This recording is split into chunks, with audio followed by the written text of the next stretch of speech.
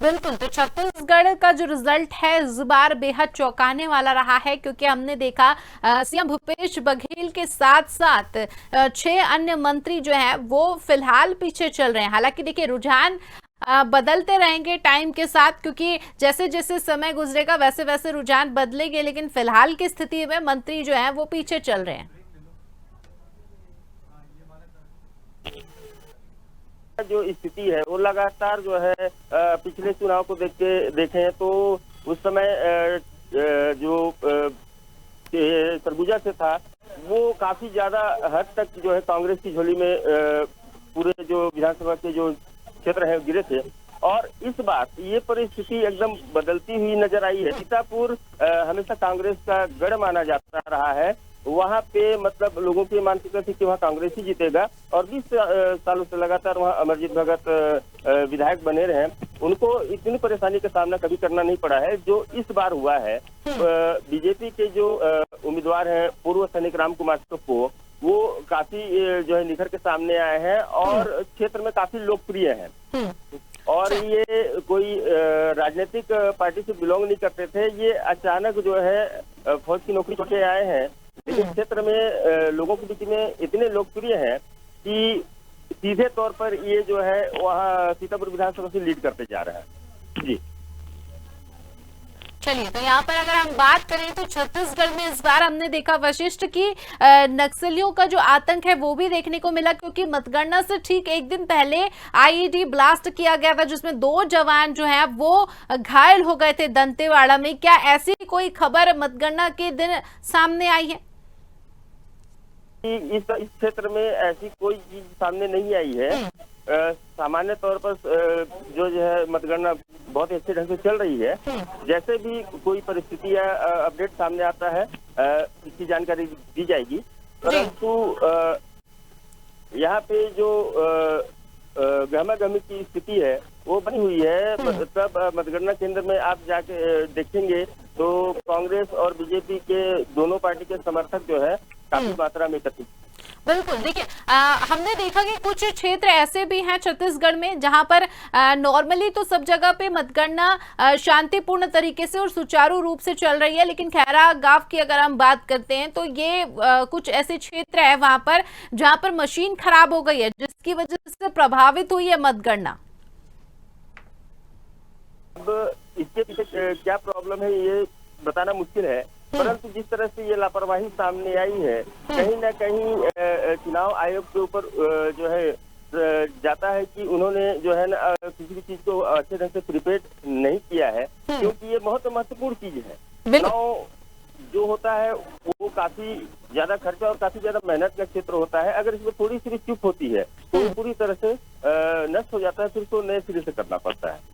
बिल्कुल, और कहीं ना कहीं सवाल इसलिए भी खड़े होते हैं क्योंकि इतना महत्वपूर्ण दिन है, अल्टरनेट व्यवस्था क्यों नहीं थी? मशीन अगर खराब हुई भी थी तो उसे तुरंत ठीक करने की व्यवस्था क्यों नहीं थी?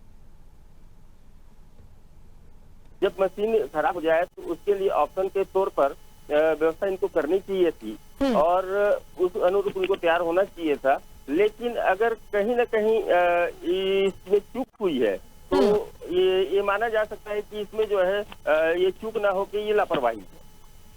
बिल्कुल, कहीं ना कहीं रिजल्ट जो है वो इस बार चौंकाने वाले सामने आए हैं। उम्मीद से कुछ अनोखे रिजल्ट भी देखने को मिल सकते हैं। देखिए, अभी तो समय बाकी है, दोपहर होते होते रिजल्ट की तस्वीर जो है वो लगभग साफ होने लगेगी। मैं आपको बता दूं कि अभी चुनाव मतगणना का प्रथम चरण ही चल रहा है और सीतापुर विधानसभा, लुंडा विधानसभा और अंबिकापुर विधानसभा में जो स्थिति बन के सामने आई है। लुंडा विधानसभा में जो प्रबोध मिंज है वो 12,000 मतों से लीड कर चुके हैं और यहाँ पे जो सीतापुर में जो पूर्व सैनिक राम कुमार टोप्पो है ये भी लीड में ही चल रहे हैं। हालांकि ये उतार चढ़ाव जो है वोटों की, इसमें बहुत ज्यादा अंतर नहीं है, तो ये उतार चढ़ाव चलते रहेंगे। लेकिन जिस तरह से रुझान बीजेपी के पक्ष में जा रहा है तो ये बात है कि सरगुजा से लगभग 2 सीटें बिल्कुल। और बीजेपी के खेमे में जाएंगे।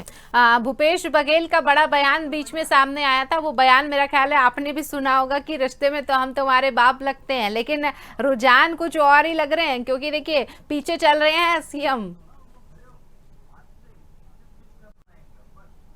बोल आ रहा है, जो सामने नतीजे सामने निकल के आ रहे हैं, उनका दावा था कि वो सरकार बनाएंगे, लेकिन जो परिस्थितियां सामने निकल के आई हैं वो एकदम विपरीत नजर आ रही हैं। शुरुआती तौर में हमने देखा है कि कांग्रेस बढ़त कर रही थी, परंतु अभी की जो ताजा स्थिति है उसमें बीजेपी के आसार जो है बहुत ज्यादा दिख रहे हैं छत्तीसगढ़ में सरकार बनाने के।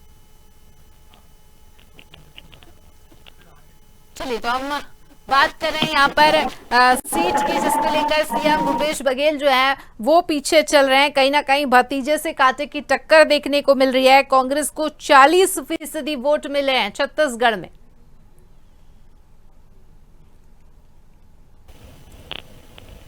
तो रुझान लगातार सामने आ रहे हैं, पल पल के साथ रुझान भी बदलते हुए नजर आ रहे हैं। फिलहाल छत्तीसगढ़ की अगर हम बात करें तो सीएम भूपेश बघेल के साथ 6 मंत्रियों के साख दांव पर है और पीछे चल रहे हैं 6 मंत्री।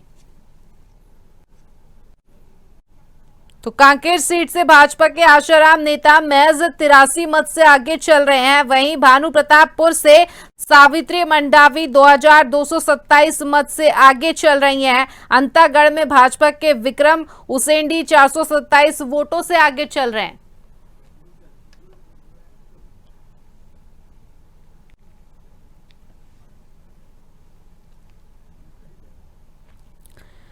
तो जांजगीर चांपा विधानसभा से कांग्रेस के व्यास कश्यप 218 मत से आगे चल रहे हैं। वहीं नारायण चंदेल दूसरे स्थान पर हैं। कांकेर के भानु प्रतापपुर विधानसभा सीट पर 3 राउंड में 5143 मत से कांग्रेस आगे चल रही है।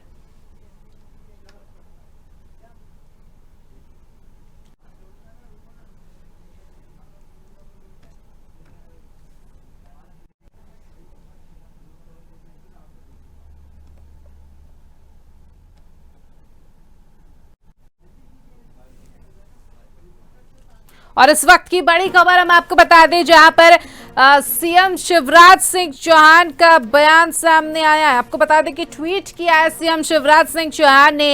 एमपी चुनाव के रुझान को लेकर सीएम ने किया ट्वीट। फिर से पूर्ण बहुमत की सरकार बना रही है बीजेपी।